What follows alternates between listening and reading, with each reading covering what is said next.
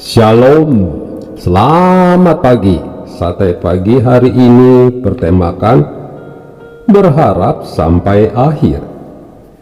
Firman Tuhan terambil dari Roma pasal 8 ayat 18 sampai dengan 22. Sebab sekalipun tidak ada dasar untuk berharap, namun Abraham berharap juga dan percaya bahwa ia akan menjadi bapa banyak bangsa menurut yang telah difirmankan, demikianlah banyaknya nanti keturunanmu. Malam hampir larut ketika Caroline menerima telepon dari Paul, kakaknya yang sulung. "Carol, aku baru saja mengundang Yesus untuk masuk dan menjadi raja atas hidupku.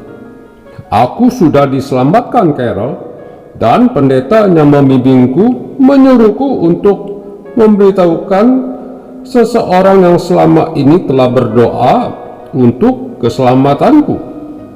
Karena itu aku menelponmu malam ini." Caroline terdiam. Ia tak dapat berkomentar, sementara pikirannya kembali mengingat perbuatan dan kata-kata Paul di makam ibunya. Paul begitu marah, bahkan memakinya ketika ia memberitahukan pesan terakhir ibunya agar Paul segera bertobat dan menerima Yesus sebagai Tuhan dan Juru Selamatnya. Caroline juga ingat pada keberingasan Paul ketika ia melarang saudaranya ini untuk menikah lagi. Dalam hatinya, Caroline berkata, "Mungkinkah pendosa dan pemberontak seperti Paul bertobat? Ini benar-benar mujizat. Ketika kita bergumul untuk keselamatan orang-orang yang kita kasihi, benarkah kita memiliki iman bahwa Tuhan pasti menyelamatkan mereka, atau kita hanya sekadar berdoa? Mengapa kita terkejut ketika menerima pernyataan bahwa mereka yang kita doakan dilawatnya?" Iman adalah sesuatu yang harus kita miliki ketika kita meminta Tuhan bertindak menyelamatkan orang-orang yang kita kasihi. Kita harus benar-benar yakin bahwa Dia akan menjawab doa-doa kita. Jika tidak ada keyakinan, maka kita tidak memiliki motivasi yang cukup kuat untuk berdoa dengan ketekunan seperti yang sesuai dengan standarnya. Ketekunan yang bagaimana yang sesuai dengan standar Tuhan, seperti perumpamaan yang diajarkan Tuhan Yesus di dalam Lukas pasal 18 ayat 1 sampai dengan 8. Jangan berhenti berdoa sampai kita melihat jawaban doa. Tuhan Yesus sendiri yang berjanji bahwa orang yang meminta kepadanya dengan iman akan mendapatkan kebutuhan yang mereka minta. Matius 7 ayat 7. Meskipun sudah berdoa bertahun-tahun atau belasan tahun, dan sepertinya kita tidak juga menerima jawaban doa itu, tetapi kita tidak boleh berhenti berdoa. Mengapa? Karena Tuhan masih menguji sebesar apa iman dan ketekunan kita untuk percaya kepadanya. Meskipun tidak ada dasar untuk berharap, belajarlah untuk tetap berharap kepada Tuhan sebagaimana Abraham berharap pada Bapa yang setianya tetap. Di dalam masa-masanya sukar untuk berharap, Abraham menguatkan hatinya untuk mempercayai janji Tuhan yang akan memberikannya seorang keturunan dari rahim Sarah yang sudah tidak menghasilkan sel telur.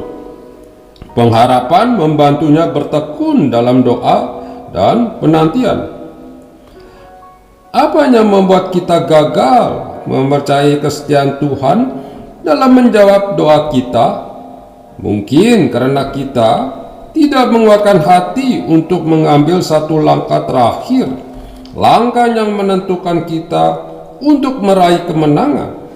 Jika Tuhan membuktikan kesetiaannya kepada Abraham, maka Dia juga akan membuktikan kesetiaannya kepada kita.